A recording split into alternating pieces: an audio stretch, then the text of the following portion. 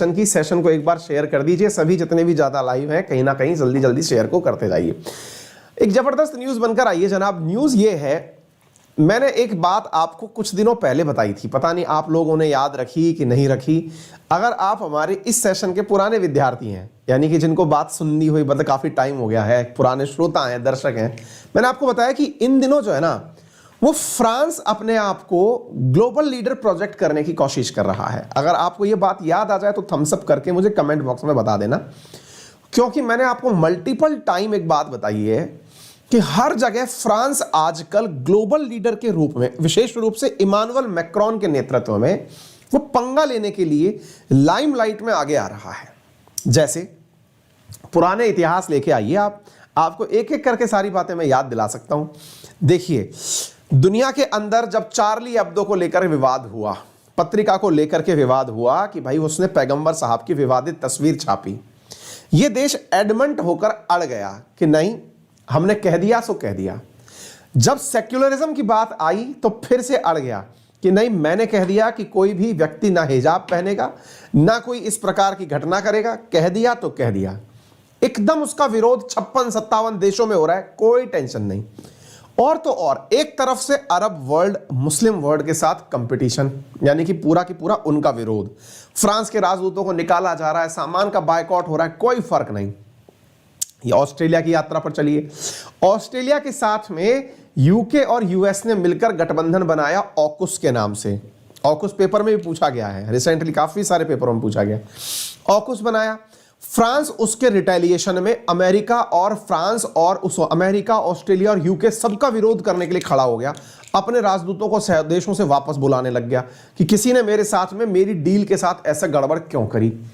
America को टक्कर देने के लिए अमेरिका जिसके साथ डील करने वाला था यूएई, उस यूएई को अमेरिका अपने विमान, लड़ाकू विमान बेचने जा रहा था, फाइटर जेट बेचने जा रहा था। फ्रांस उसको जाके अपने राफेल बेच आता है। रिसेंटली इंडोनेशिया, जो कि लंबे समय से यूएस के साथ में उसके F-15 फाइटर जेट खरीदने की कोशिश कर रहा था, इंडोनेशिया को अमेरिका विमान बेचेगा, उससे एक दिन पहले फ्रांस जाकर के अपने राफेल बेच के आ जाता है। मतलब इन दिनों एक अलग ही लेवल पर बैटिंग कर रहा है फ्रांस। और तो और रिसेंटली, आज की अगर मैं अपडेटेड न्यूज बताऊं, फिर तो हम मतलब आज क्यों पढ़ रहे हैं वो तो हम बताएंगे ही, लेकिन रिसेंट अपडेटेड न्यूज बताऊं तो यूक्रेन के मुद्दे पर, इंडो पैसिफिक के मुद्दे पर फ्रांस ने मीटिंग बुलाई हुई है साहब, जिसमें हमारे जयशंकर साहब गए हुए हैं। आप ऐसे सोचिए, अब तक आप लोगों के दिमाग में, अगर इंटरनेशनल रिलेशंस आप पढ़ रहे हैं तो आप लोगों के दिमाग में 4-5 लोग ही सुर्खियों में रहते थे। इधर की तरफ से अमेरिका, रशिया, चाइना, इजराइल, इन 4 लोगों की बात करते थे। अगर कभी कभार कोई और एक नया आदमी मिल जाता था तो साहब वो अर्दगन, और बाकी जो बचा हुआ काम था वो हमारे मोदी जी कर ही रहे थे। तो कुल मिलाकर लगता था कि दुनिया के अंदर 5-6 ही लोग हैं जो काम कर रहे हैं, बाकी लोगों को तो आप कंसीडर ही नहीं कर रहे थे। लेकिन इमानुअल मैक्रोन ने खुद के चुनाव में उतरने से पहले, क्योंकि दोबारा इलेक्शन आने वाले हैं, वो अपनी एक ग्लोबल लीडर की छवि बनाने लग रहे हैं। ग्लोबल लीडर की छवि में उन्होंने जो अब कारनामा कर दिया है वो अमेरिका की सांसें उखाड़ने वाला है। क्या कारनामा कर दिया है? कारनामा यह कर दिया है कि फ्रांस ने चीन के साथ $1.7 बिलियन के एक प्रोजेक्ट के ऊपर हस्ताक्षर करवाया है। मजेदार बात सुनिए, अक्सर आप लोगों ने सुना है कि चीन जो है वो दुनिया के अंदर इन्वेस्टमेंट करने जाता है, लोगों को पैसा देके फंसाता है, गरीबों को अपने डेट के अंदर, ऋण जाल के अंदर फंसाता है। अक्सर चीन के बारे में अपन ने यही सुना है। अफ्रीका के केस में, साउथ ईस्ट एशिया के केस में, सेंट्रल यूरोप के केस में, जहां जहां भी ये चाइना जाने की कोशिश करता है, वहां लोगों को अपने द्वारा धन देकर के पहले निर्माण कार्य करता है और फिर धन देकर के क्या करता है, उनको अपने ऋण जाल में फंसा लेता है। चीन के बारे में बता रहा हूं मैं आपको। चीन के बारे में यही इमेज है ना हमारे सबके मन में कि श्रीलंका आया, उसका हम्मन टोटा लेके चला गया। ऐसे ही दुनिया भर के तमाम जगह, चाहे फिर वो जिबूती हो, चाहे वो केन्या हो, चाहे वो तंजानिया हो, चाहे पाकिस्तान हो, चीन जहां इन्वेस्टमेंट करता है वहां इन्वेस्टमेंट करके उन लोगों को अपने ऋण जाल में फंसा लेता है। यह मानसिकता अमेरिका ने दुनिया भर के लोगों में बिठाई। फ्रांस ने इस चीज को बहुत अच्छे से रीड किया। रीड इतना जबरदस्त तरीके से किया कि फ्रांस एक तरफ तो अमेरिका के साथ बैठ करके G7 की बैठक में built back better world B3W उसकी कल्पना करवाता है, एक तरफ तो बैठ करके अमेरिका के नेतृत्व में कहता है कि बिल्ट बैक बेटर वर्ल्ड बनाएंगे, $40 ट्रिलियन दुनिया भर के अंदर इन्वेस्ट करवाएंगे अमेरिका से और अमेरिका की लीडरशिप कायम करवाएंगे। यह तो दुनिया के सामने एक तरफ बोलता है फ्रांस, वहीं दूसरी तरफ चाइना से आकर के अब हाथ मिलाता है और हाथ मिलाते समय एक बहुत इंटेलिजेंट पॉलिसी अपनाता है जिसकी वजह से आप फ्रांस के मुरीद हो जाएंगे। इंटेलिजेंट पॉलिसी यह अपनाता है कि सुनो, तुम्हारी इमेज खराब है मार्केट में। किस चीज को लेकर के? अमेरिका कहता है कि तुम लोगों को धन देकर के अपने ऋण के जाल में फंसाते हो। वो बात सही है कि तुम पैसे देते हो, वहां पर निर्माण कार्य करवाते हो, निर्माण कार्य करवा के जब सामने वाला पैसा नहीं चुका पा रहा है तो जगह ले लेते हो। अब भाई तुमने हम्बन टोटा पोर्ट को अपने कब्जे में लिया तो इसलिए लिया ना क्योंकि तुमने पहले हम्बन टोटा पोर्ट डेवलप किया, डेवलपमेंट में तुम्हारी कंपनियां वहां गई, काम किया, निवेश किया, उसके बाद भी सामने वाला नहीं चुका पा रहा है, तुमने कब्जा कर लिया। अब सुनो, अपन एक तीसरी चीज अपनाते हैं। बोले क्या? लोगों को तुम्हारे पैसे से दिक्कत है और तुम्हारे पास पैसे की कोई कमी नहीं है, लेकिन अब एक काम करते हैं ना यार, पैसा मेरा, किसका? फ्रांस का। क्यों? क्योंकि फ्रांस की इमेज अच्छी है। पैसा फ्रांस का, कंपनी तुम्हारी, किसकी? चाइना की। कारण तुम्हारी कंपनियां सस्ते में काम करती हैं और अपन किसी तीसरे देश में इन्वेस्टमेंट करने चलते हैं। विचार करिए साहब, प्लानिंग देखिए इनकी, अंदाजा लगाइए कि क्या गोटी फेंकी है इसने। मतलब जब दो दुश्मन लड़ रहे हो, कहते हैं ना दो बिल्लियां लड़ रही हो तो बंदर फायदा उठा जाता है, उसी बंदरता का कार्य करते समय मैक्रोन साहब आगे निकल गए हैं और निकलते समय अमेरिका और शी जिनपिंग यानी कि चीन और अमेरिका की लड़ाई में फ्रांस जो है ना वो रोटी लेके फरार हो लिया। उसने एक नया मॉडल पेश कर दिया और कह दिया कि देखो अपनी इमेज साफ है दुनिया के अंदर। दुनिया में अपनी इमेज क्या है कि अपन जो है ना वो सबके मित्र हैं, अच्छे हैं, भारत के लिए भी अच्छे हैं तो सबके लिए अच्छे हैं। तुम्हारे साथ दिक्कत यह है कि लोग तुम्हारे पैसे से डरते हैं, जलते हैं कि तुम जो है ना गुलाम बना लोगे। आओ अपन दोनों मिलके चलते हैं। एक लगाएगा पैसा, पैसा लगाएगा फ्रांस, चीन लगाएगा कंपनी और दोनों मिलकर के अपन चलते हैं अफ्रीका, साउथ ईस्ट एशिया और सेंट्रल अफ्रीका, इन क्षेत्रों में चल के इन्वेस्टमेंट कार्य करते हैं। यानी कि दोनों मिलकर तीसरे जगह कार्य करने का निर्णय ले लिया है। यही न्यूज आज के अंदर आप पढ़ रहे हैं। इसे ही थर्ड पार्टी मार्केट कहा गया है। क्या है थर्ड पार्टी मार्केट? दो देश मिलकर के तीसरे देश में जाके निवेश कर रहे हैं। अभी तक क्या होता था भाई, भारत और, जैसे अभी मैंने कल परसों आपको कल पढ़ाया था कि भारत और यूएई के बीच में मित्रता हुई, भारत और यूएई के बीच में समझौता हुआ, तो सेपा के अंदर हमने क्या पढ़ाया? दोनों मिलकर के $100 बिलियन का इन्वेस्टमेंट कर लेंगे या फिर व्यापार करेंगे। ये दो देशों के बीच की बात थी, द्विपक्षीय मामला था, बाइलैटरल मामला था। यहां कुछ और ही हो रहा है, यहां थर्ड पार्टी हो रहा है। दो देश मिलकर तीसरे में काम करने जा रहे हैं, that is third party markets. Clear है? तो ये जो न्यूज आप देख रहे हैं that is of global times, इसमें किसकी बात हो रही है? थर्ड पार्टी मार्केट की बात हो रही है। आप दुनिया भर की इन न्यूज को उठा करके देख सकते हैं। तो उम्मीद है मुद्दा तो ये समझ में आ गया होगा। और ये मुझे लग रहा है ना कि बाइडेन के दिन खराब है। इन दिनों अगर ट्रंप होता तो अब तक तो कोई ना कोई एक्शन ले लिया होता भाई साहब उनके द्वारा, लेकिन अब बाइडेन साहब है थोड़े ठंडे हैं।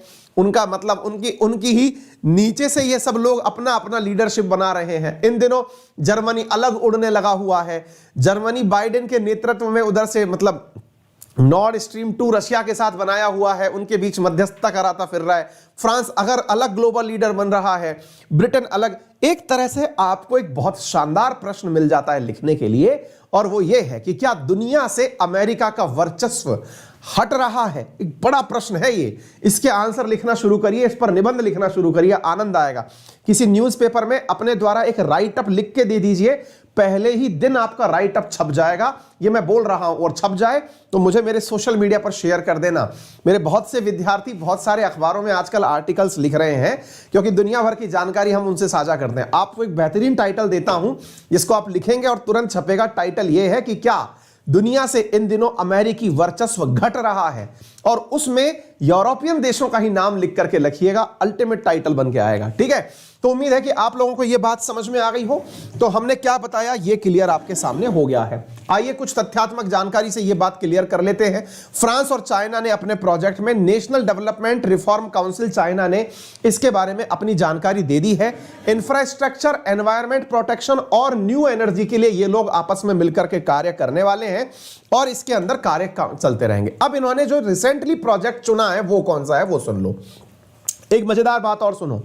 अब यह है कि फ्रांस के साथ में चीन मिलना क्यों चाहता है, वो ये भी समझ लिया जाए। चीन को यार एक बात पता है, क्या पता है? चीन को यह समझ में आता है अच्छे से कि उसकी जो इमेज मेकिंग है ना, उसमें वो बहुत पीछे है। इमेज मेकिंग के लिए बेल्ट एंड रोड इनिशिएटिव जैसा प्रोजेक्ट अगर फ्रांस की मदद से आगे बढ़ गया तब तो उसका आनंद हो जाएगा ना, क्योंकि जिस सेक्टर में उसकी एंट्री नहीं है वहां पर उसका काम आगे चल जाएगा। अब एक चीज और देखिए, मैं आपको बताता हूं साथियों, ये 1 फरवरी की न्यूज है जो आपको पढ़नी चाहिए। 1 फरवरी की ये वाली न्यूज पढ़िए, 1 फरवरी 2022 की न्यूज है। इस न्यूज में फ्रांस ने और चीन ने दोनों ने मिलकर के युगांडा नामक जो जगह है वहां पर एक मेगा प्रोजेक्ट की शुरुआत करने का टाई अप किया। देखिए ये जो डील है ना, थर्ड पार्टी जो डील है, ये $1.7 बिलियन की ही है। लेकिन इससे पहले भी इन दोनों ने आपस में मिलकर के एक प्रोजेक्ट पर हस्ताक्षर किए। China and France oil major seal deal with Uganda mega project. इसमें क्या हुआ, आप लोगों को भी ना धीरे धीरे एक चीज समझ में आने लगेगी, और मैं बहुत से बच्चों के कमेंट्स देख करके ये बात समझने का प्रयास भी कर रहा होता हूं। कई बच्चे अंत में एक सवाल पूछते हुए पाए जाते हैं, और वो क्या है, सर फिर हम ही क्यों लड़ रहे हैं चीन के साथ में, है ना? जब सब दुनिया के देश उसके साथ पैसा लेने लग रहे हैं, इतने सारे लोगों का काम चला रहा है, फिर चीन को हमसे ही क्या दिक्कत है, या फिर हम ही चीन से क्यों लड़ रहे हैं? क्यों ना उसके सहयोग से अपने देश में भी विकास कर लें। इस पे ऊपर भी आप अपना राइट अप लिख करके देखिएगा और खोजिएगा कि भारत क्यों नहीं चीन के साथ में वैसा ही संबंध रखता जैसा कि पाकिस्तान रखता है। क्यों नहीं ऐसे ही कार्य कर लेता है चीन के साथ में जो फ्रांस कर रहा है। दोनों के बीच में मित्रता बढ़ क्यों नहीं जाती। भारत चीन की कंपनियों को काम करने के लिए आने क्यों नहीं देता। एक बार विचार करिएगा इस बारे में, फिर इसका आंसर खोजिएगा। एक बहुत तगड़ा राइटअप तैयार हो जाएगा आपके पास में। इसके आंसर जब सोचेंगे तो आप डरेंगे भी आंसर लिखते समय कि यार ये तो वाकई में बहुत खतरनाक प्राणी है, अपन इसके हाथ नहीं लगने चाहिए, है ना। चलिए, तो अब बड़ा सवाल क्या बन रहा है कि ये दोनों लोग मिलकर के 1 फरवरी को एक डील साइन किए। क्या डील थी, और वो क्या थी डील थी साथियों, चीन और फ्रांस ने मिलकर के युगांडा के अंदर एक झील है। अब ये थोड़ा मैप जो है ना वो आपको शायद दिख ना रहा हो, इसलिए मैं थोड़ा सा ना आपको ये मैप की बॉर्डर फुटेज को क्लियर कर देता हूं। ये तो है युगांडा साथियों, युगांडा जो कि एक अफ्रीकन कंट्री है। देखिए मैं इधर की तरफ से दिखाने की कोशिश करता हूं। इधर देखो बेटा, यहां पर आपको एक देश दिखाई देगा जिसका नाम है युगांडा। ये देखिए युगांडा, शायद आपको यहां पर दिखाई पड़ जाए, ठीक है ना। इस युगांडा को जब आप ध्यान से देखते हैं तो युगांडा की बॉर्डर लग रही है कांगो के साथ में। तो डेमोक्रेटिक रिपब्लिक ऑफ कांगो के साथ में युगांडा की बॉर्डर शेयर हो रही है, ठीक है ना। अब इन दोनों की बॉर्डर पर एक लेक है साथियों जिसका नाम है लेक अल्बर्ट। लेक का नाम है लेक अल्बर्ट। मैं इस लेक को दिखाने का प्रयास करता हूं। ये देखिए, ये रही लेक अल्बर्ट। अगर आप देख पाए तो इसे देखिए। इस लेक अल्बर्ट में, इसको देखिए, अगर आपको दिखाई पड़ जाए तो यहां पर लेक अल्बर्ट दिखाई पड़ेगी। इन दोनों ने एक डील साइन करी है, और डील क्या है, इस लेक अल्बर्ट में ऑयल रिफाइनरी फिक्स करने जा रहे हैं, तेल निकालने का काम करने जा रहे हैं। कौन? फ्रांस और चीन मिलकर के। यहां पर तेल का प्रचुर भंडार पता चला है। ये दोनों मिलकर के तेल ना केवल निकालेंगे अपितु यहां से तेल लेकर के पाइपलाइन के माध्यम से तंजानिया होते हुए बाहर आएंगे। अब इधर देखिए, आपको मैं यहां पर फिर से दिखाता हूं। इस मैप को देखिए एक बार के लिए, आप अफ्रीका का मैप पहचानिए और देखिए। युगांडा के अंदर तेल निकाल करके, यहां पर से तेल निकाल करके तंजानिया के नाम से होते हुए इनका एक वो है पोर्ट जिसका नाम है टोंगा पोर्ट। उस टोंगा पोर्ट के माध्यम से ये ऑयल को बाहर लेके जाएंगे। उसके लिए 1450 किलोमीटर लंबा पाइपलाइन डाला जाएगा। यह काम भी फ्रांस और चीन मिलकर कर रहे हैं। कहने का मतलब यह हुआ कि फ्रांस चीन का साथ लेकर के अब बहुत सारे निवेश प्रोजेक्ट में आगे बढ़ने जा रहा है और यह दर्शाता है कि अमेरिका का इन दिनों कंट्रोल धीरे धीरे फ्रांस पर से खत्म होता जा रहा है। और इंटरेस्टिंग बात सुनिए, फ्रांस का तो आज हमने पूरा की पूरा कारनामा आपके सामने उजागर कर दिया है। देखिए क्या क्या कर रहा है ये। फ्रांस के जो मैक्रोन हैं उन्होंने शी जिनपिंग से कहा है कि चलिए मिलकर के ईरान न्यूक्लियर डील पर आगे बढ़ा जाए। अब इस न्यूज को भी देखिए, ताजा न्यूज है, मतलब आप इसको ऐसे समझकर चलिए कि ईरान के मतलब जो फ्रांस है यह बहुत तेजी से बैटिंग करने लग रहा है भाई। देखो सारे मुद्दों पर देख लो, अफ्रीका के अंदर चीन के साथ जाकर के इन्वेस्टमेंट करने पहुंच गया। नंबर दूसरा, आपके सामने जो अमेरिका का सबसे बड़ा बोन ऑफ कंटेंशन है, सबसे बड़े झगड़े की जो जड़ है, वो ईरान का न्यूक्लियर पावर प्लांट है। ईरान के न्यूक्लियर प्रोग्राम के अंदर यही कारण था कि डोनाल्ड ट्रंप ने काटसा के तहत ईरान को बंद कर दिया था, जिसको याद हो तो countering American adversaries through trade sanction act. Iran के ऊपर कहा था कि भैया ईरान वालों तुम्हारे न्यूक्लियर प्रोग्राम को हम चलने नहीं देंगे। यह कारनामा करने के लिए कहा था किसने? ट्रंप ने।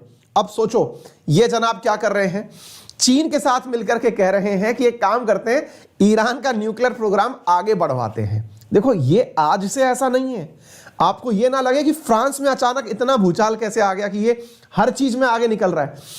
जब दुनिया भर ने भारत के ऊपर प्रतिबंध लगा दिए थे ना, जब हमने स्माइलिंग बुद्धा नाम से प्रोजेक्ट किया था, हमने न्यूक्लियर पावर परीक्षण किया, या पोखरण 2 जब हमने किया अटल जी के नेतृत्व में, पहला इंदिरा जी के नेतृत्व में, उन दौरान जब दुनिया वाले हमारे विरोध में खड़े हो गए थे कि भाई इंडिया को कोई भी न्यूक्लियर पावर सप्लाई नहीं करेगा या न्यूक्लियर फ्यूल सप्लाई नहीं करेगा, रिएक्टर नहीं बनाएगा, तब भी फ्रांस ही था जो सबसे पहले उतर के आया था। ये ऐसी जगह बहुत जल्दी पहुंचता है जहां दो धुरे बन जाती हों, यानी कि ये किसी भी टीम में खेलता नहीं है। ये ऐसा प्लेयर है जो मौका देखते ही निकल लेता है। पहले भी इसने ऐसे ही काम किए थे जब इंडिया का न्यूक्लियर प्रोग्राम बन रहा था, आज ये फिर वैसा ही करने आ गया है। आप इधर देखिए इसने क्या किया है, ईरान के साथ मिलकर के कह रहा है कि काम करो, चाइना से कह रहा है अपन दोनों मिलके ना ईरान का न्यूक्लियर प्रोग्राम आगे बढ़वाते हैं।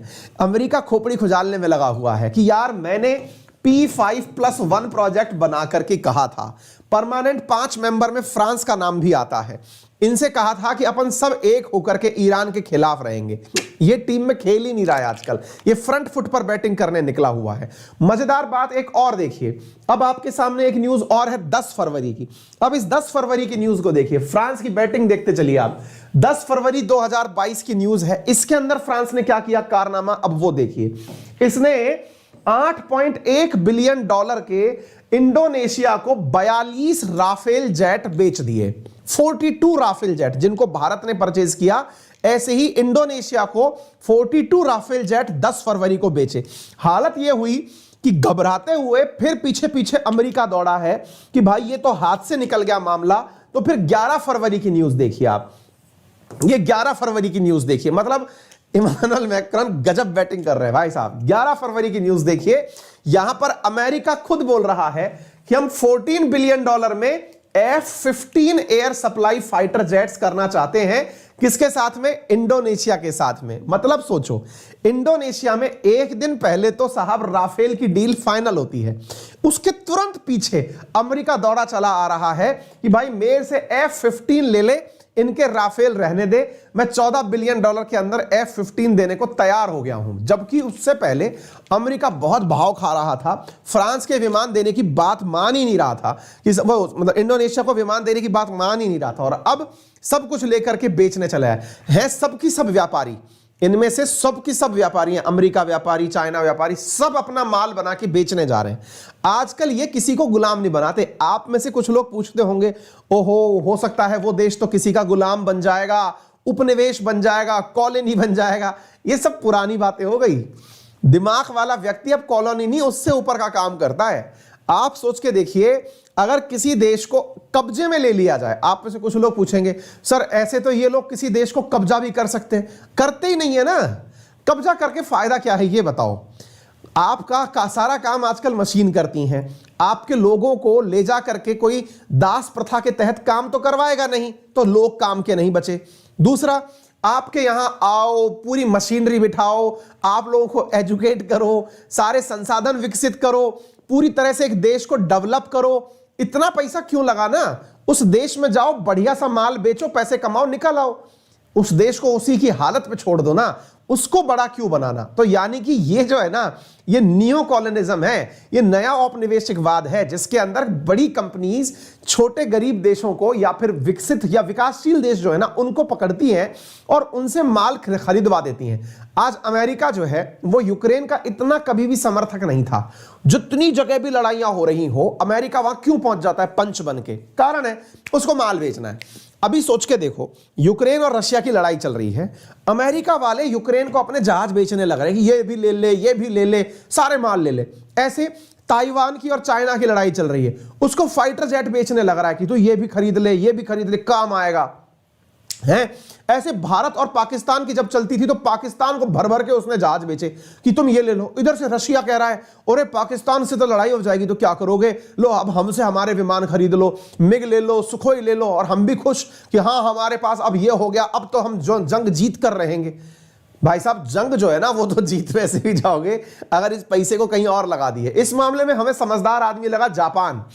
वो अमेरिका से पहले ही दोस्ती किया और कहा कि सुनो यार, तुमने है ना आजकल उपनिवेश बनाना छोड़ दिया है ना, अब तुम लोग आजकल उपनिवेश बना नहीं रहे हो, हमको बनाओ ना यार। सेकेंड वर्ल्ड वॉर के बाद जापान ने बहुत समझदारी से कदम चला और क्या कहा, अमेरिका से कहा कि यार ये बहुत खिचपिच होती है, हम ना अपनी सेना बनाएं फिर किसी पे जाके युद्ध करें। एक काम करो, हमारी सिक्योरिटी की गारंटी अमेरिका वालों तुम ले लो। बोले फिर क्या होगा? बोले एक बार तुमने गारंटी ले ली तो बाकी हमारा पैसा बचा करके ना हम डेवलपमेंट पर लगाएंगे।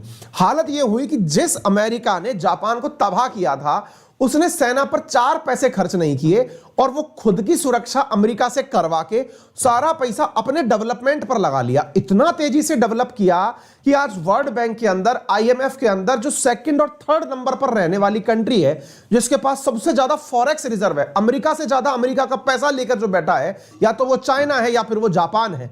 ये पैसा बचा बचा करके देश को डेवलप कर लेगा। हालत ये है कि अब अमेरिका में जापान का विरोध होता है कि तुम लोग उसकी सिक्योरिटी करने में लगे हो, उसको कोई माल तो बेच नहीं पा रहे हो, और वो तुम्हारे इस पैसे की एवज में खुद के डेवलपमेंट को खींच खींच के करे जा रहा है।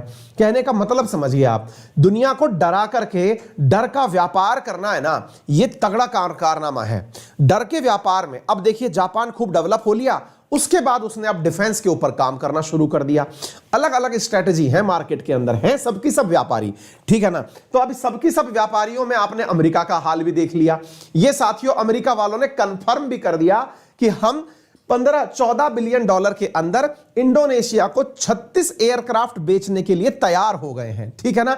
उम्मीद है आपको यह बात समझ में आ गई होगी। अब आप पूछेंगे कि सर एक बात बताइए, इंडिया को लेकर क्या चल रहा है? दुनिया भर की आप सारी मतलब क्लास में बैठ करके चर्चा आपकी क्लास में ऐसे होती है जैसे कि ये तो बैठा फ्रांस, ये बैठा अमेरिका, ये बैठा चाइना, ये बैठा रशिया, जैसे आपने घर के ही अंदर सबको बिठा रखा हो। दुनिया अपनी क्लास में यानी कि आरएनए के अंदर ऐसा लगता है कि चौपाल चल रही है, सारे देश बैठ के अपने अपने पक्ष रख रहे हैं, फिर अपनी बात करेंगे। सर एक बात बताइए, इंडिया के साथ क्या चल रहा है फ्रांस का? आज की ताजा खबर देख लो साहब, ये 17 फरवरी की खबर है जो आपके सामने रखी जा रही है। क्या खबर? 17 दिसंबर की खबर है, माफी चाहूंगा। इसके अंदर साथियों फ्रांस ने हमारे साथ ये कहा कि भाई आपको अगर राफेल के अंदर कोई और राफेल भी लेना हो तो हमें बताओ, हम और भी राफेल देने को तैयार हैं, आप तो बस माल खरीदो, बाकी लोड मत लो। इंडिया ने कहा पैसा हमारा जा रहा है, तुम्हें तो क्या ही दिक्कत है, ठीक है।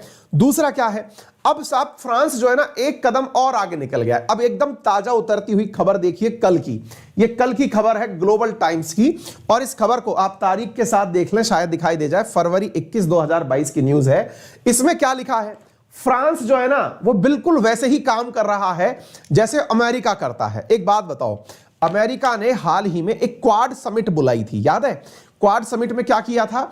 अभी ऑस्ट्रेलिया के अंदर जो समिट हुई थी, भारत, जापान, ऑस्ट्रेलिया और अमेरिका, चारों लोगों ने मिलकर के बैठकर बातचीत करी। बातचीत में उन्होंने कहा कि हम लोग क्या क्या करना चाहते हैं, सोलोमन आइलैंड पर अपना ऑफिस खोलेंगे, है ना, दुनिया में जो भी दिक्कतें हो रही हैं उन पर परिचर्चा हुई।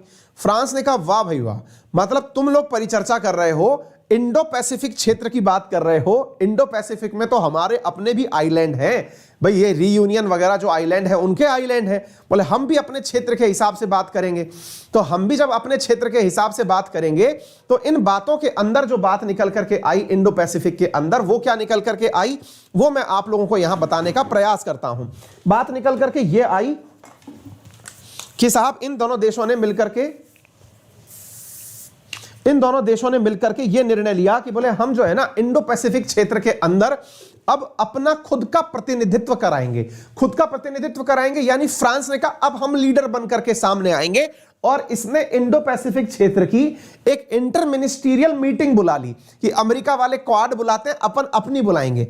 अब इनकी मीटिंग में आप यहां पर देख सकते हैं जयशंकर साहब जो अपने विदेश मंत्री हैं, ये इस समय यात्रा पर गए हुए हैं फ्रांस की। ये देखिए आप, EU ministerial forum corporation of Indo Pacific, ये देखिए 22 फरवरी, ये साहब न्यूज है। आज जो है मीटिंग होने जा रही है।